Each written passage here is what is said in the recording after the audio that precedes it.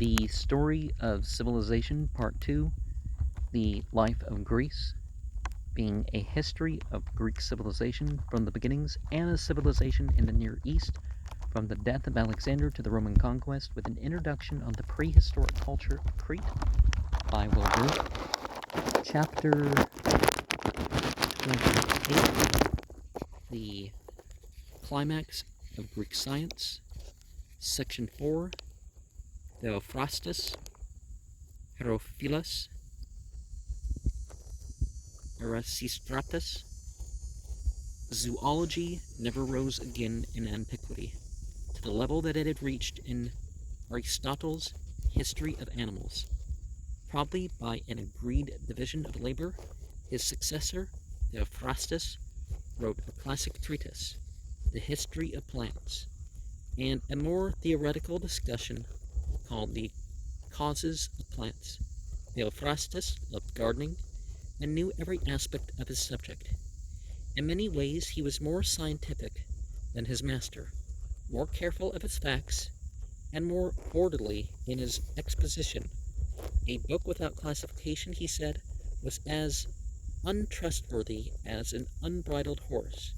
He divided all plants into trees, bushes, shrubs, and herbs, and distinguished the chief parts of a plant as root, stem, branch, twig, leaf, flower, and fruit. The classification not improved on until 1561 of the Common Era. A plant, he wrote, has the power of germination in all its parts, for it has life in them all.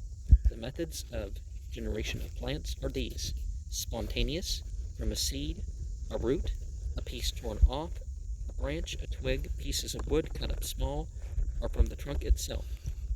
He had no clear idea of the sexual reproduction in plants, except in a few species, like the fig tree or the date palm. Here he followed the Babylonians in describing fertilization and caprification. He discussed the geographical distribution of plants, their industrial uses, and the climatic conditions most conducive to their health. He studied the minutiae of 500 species with an accuracy of detail astonishing in an age that had no microscope. 20 centuries before Goethe, he recognized that the flower is a metamorphosed leaf. He was a naturalist in more ways than one, stoutly rejecting the supernatural explanations current in his day for certain curiosities of botany. He had all the inquisitiveness of a scientist, yet did not think it beneath his dignity as a philosopher to write monographs on stones, minerals, weather, winds, weariness, geometry, astronomy, and the physical theories of the pre-Socratic Greeks. If there had been no Aristotle, says Sarton, this period would have been called the time of Theophrastus. Mythological references to the origins of the features of the land or animals or plants or whatever doesn't necessarily conflict with there being a scientifically valid chain of causation. Theophrastus' ninth book summarized all that the Greeks knew about the medicinal properties of plants. One passage hinted at anesthesia in describing dittany, a plant especially useful for labor in women. If I recall right, it's something similar to oregano sort of plant, but it's not the type of oregano,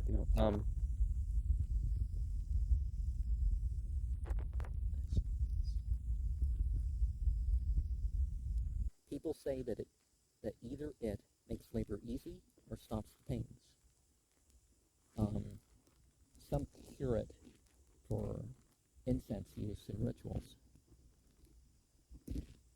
But usually expensive incense, people say, is not worth the price. As not about the specific price or something, but, you can sort of have the effects that you're looking for. with some substitutes. I mean, down to the exact thing, but medicine progressed rapidly in this age, perhaps because it had to keep pace with the novel and multiplying diseases of a complex urban civilization. The Greek study of Egyptian medical lore stimulated a fresh advance, but the Ptolemies were ruthlessly helpful. They not only permitted the dissection of animals and cadavers, but turned over some condemned criminals for vivisection. Under these encouragements, human anatomy became a science, and the absurdities into which Aristotle had fallen were substantially reduced. Herophilus of Chalcedon, working at Alexandria about 285 BCE, dissected the eye and gave a good account of the retina and optic nerves. He dissected the brain, described the cerebrum, the cerebellum, and the meninges, left his name in the porcular Herophili, a confluence of blood sinuses in the dura mater, or the outer membrane of the brain, and restored the brain to honor as the seat of thought. He understood the role of the nerves, originated their division into sensory and motor, and separated the cranial from the spinal nerves. He distinguished arteries from veins, discerned the function of the arteries as carrying blood from the heart to various parts of the body, and in effect discovered the circulation of the blood 19 centuries before Harvey, following a suggestion of the Cologne physician Praxagoras. He included the taking of the pulse in diagnosis and used a water clock to measure its frequency. He dissected and described the ovaries, the uterus, the seminal vesicles, and the prostate gland. He studied the liver and the pancreas, and gave to the duodenum the name that it still bears. Science and art, Herophilus, have nothing to show. Strength is incapable of effort. Wealth is useless, and eloquence is powerless. Where there is no health, Herophilus was, so far as we can now judge, the greatest anatomist of antiquity, and Erasistratus was the greatest physiologist. Born in Chaos, Erasistratus studied in Athens and practiced medicine in Alexandria about 285 BCE. He distinguished more carefully than Herophilus between cerebrum and cerebellum, and made experiments on living subjects to study the operation of the brain. He described and explained the working of the epiglottis, the brachial vessels of the mesentery, and the aortic and pulmonary valves of the heart. He had some notion of basal metabolism, where he devised a crude respiration calorimeter. Every organ, says Erasistratus, is connected with the rest of the organism in three ways: by artery, vein, and nerve. He sought to account for all physiological phenomena by natural causes, rejecting any reference to mystical entities. He discarded the humoral theory of Hippocrates, which Herophilus had retained. He conceived the art of medicine as prevention through hygiene, rather than as cure through therapy. He opposed the frequent use of drugs and bloodletting, and relied upon diet, bathing, and exercise. Well, you should generally start with stuff you can do your whole life.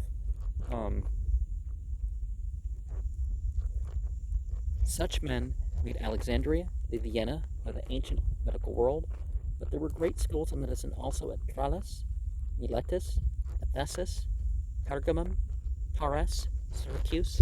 Many cities had a municipal medical service. The physicians so employed received a modest salary, but were honored for making no distinction between rich and poor, free and slave, and for devoting themselves to their work at any time and risk. Apollonius of Miletus fought the plague in nearby islands without reward. When all the doctors of Kos were laid low by an epidemic which they had labored to control, others came to their rescue from neighboring towns. Many public decrees of gratitude were issued to Hellenistic physicians, and though ancient jests railed at mercenary incompetence, the great profession kept high that standard of ethics which had come down to it from Hippocrates as its most precious inheritance. Now, back to the whole thing about incense and stuff like that and experience. What you're trying to do is you're trying to evoke your own reaction, and part of that can come through the external things. It seems that marijuana at a point was used as an incense, and obviously people ended up getting intoxicated from the smoke. But aside from that, you generally, if something's too expensive, or you don't want to involve yourself in the actual drugs, there are replacements that can be used.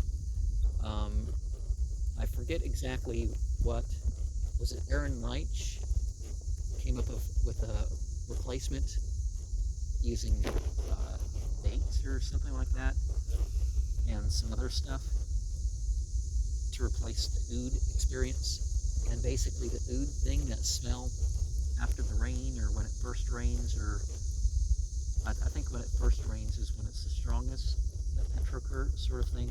You're trying to do some of that sort of thing when the incense comes about. I guess there's a biological reason why I like the woods as a place to do ritual, or outside in particular. There's multiple reasons, I'm sure, but you may want to look, if you're going to replace certain items, is what's its zodiacal, elemental, planetary attribute. They use something else on the list, and you can save a lot of money with stuff like that. You can do something representative by using the same color, or there's all sorts of ways to make the same attachment with these things. And of course, what you use depends on you. It's like your actual charitable things that you give to others, or present to the community, or a place of worship, or that sort of thing. The sort of thing that you should involve yourself in, or that has that level of merit, depends on your personal wealth and other sorts of ability. For some people, a few $1,000s is more than other people donating millions.